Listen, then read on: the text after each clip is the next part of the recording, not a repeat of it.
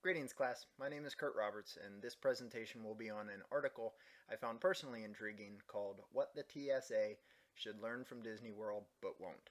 The Transportation Security Administration, if you're not familiar, is an agency of the U.S. Department of Homeland Security that has authority over the security of the traveling public in the U.S.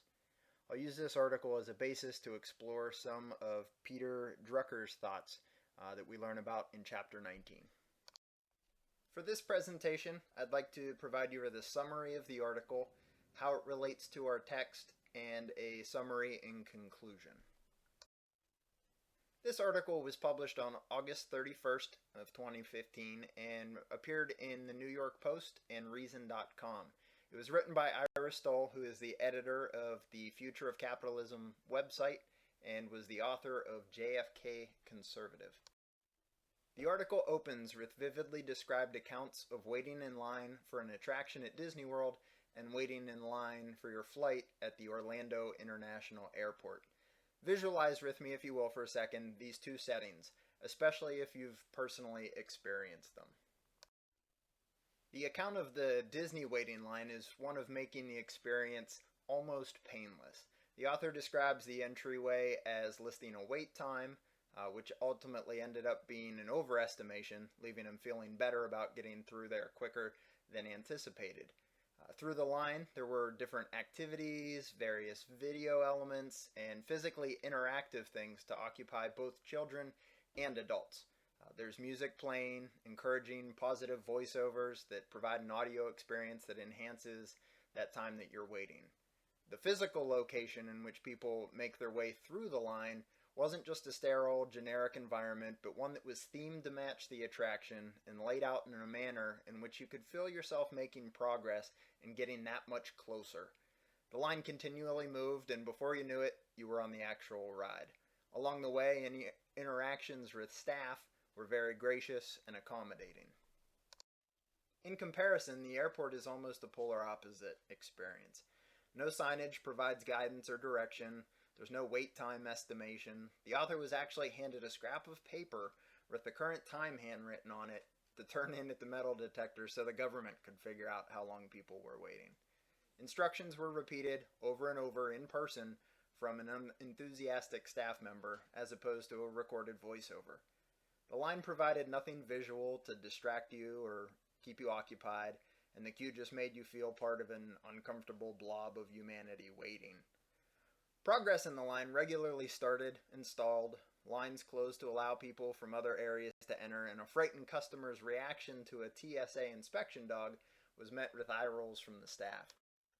Ultimately, the author waited in the Disney line longer, but the experience at the airport was that much more unpleasant that it ultimately felt longer. So other than physical design and customer service issues, what are we getting at? What makes Disney and the TSA so incredibly different, and how does that apply to our class? So without getting too deep into the private sector versus government, Disney is a publicly traded company with market competition. They're in it for the profit, in addition to making the whole dreams come true thing. So if customers like the author of this article have a great time, they'll share their pictures, tell their friends, and probably go back, all of which makes Disney money. The shareholders win, and managers and employees have a bigger compensation pool. If they have a bad experience, they'll spend their hard-earned dollar at Universal Studios, SeaWorld, go to the beach, or one of many other competitors. The TSA, on the other hand, isn't really subject to those same parameters. People generally don't expect a positive experience or quality customer service from the TSA. And as the author points out, if your bad flight experience results in you opting to take a train for future travel, guess who runs those? Throughout our readings this semester, there have been several callbacks, almost every chapter, to the work of Adam Smith and his thoughts on managing other people's money. He believed that those who managed other people's money incurred less personal risk and would be less vigilant and prudent in their duties. So for Disney management, their attention to detail, customer service, and the market is directly putting money back in their pockets. On the other hand, the TSA costs Americans approximately $8 billion a year. So where I think this article really comes into play with our readings this week is in Chapter 19, We're introduced to Peter Drucker, who was with us up until about 10 years ago when he passed away in 2005, and he's been known as the guru of management practice. And I really felt that this article tied into his thoughts of society and business being in a constant state of creation, growth, then stagnation and decline. I think the article really illustrates Disney being applicable to those first two words and the operation of the TSA applying to the second two. So as we make our way through chapter 19, we're introduced to Drucker's thoughts on setting objectives and evaluating results. For the sake of time, we'll just use the Disney side as an example, and you can form your own conclusions about the operations of the TSA. The first point is market standing.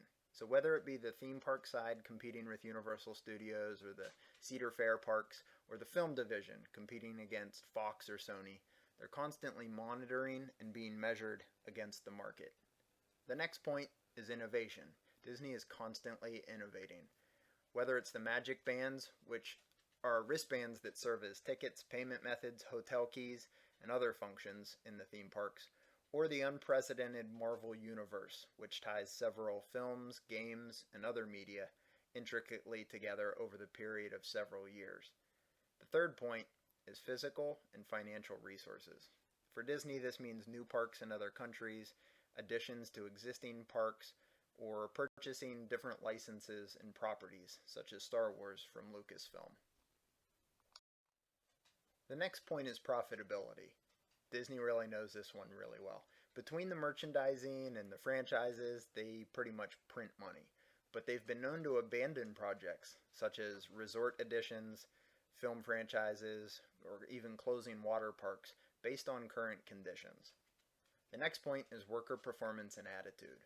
We don't have enough time to fully explore it here, but if you're really interested, I'd encourage you to research Disney employee training to see the degree to which Disney establishes and enforces their corporate culture.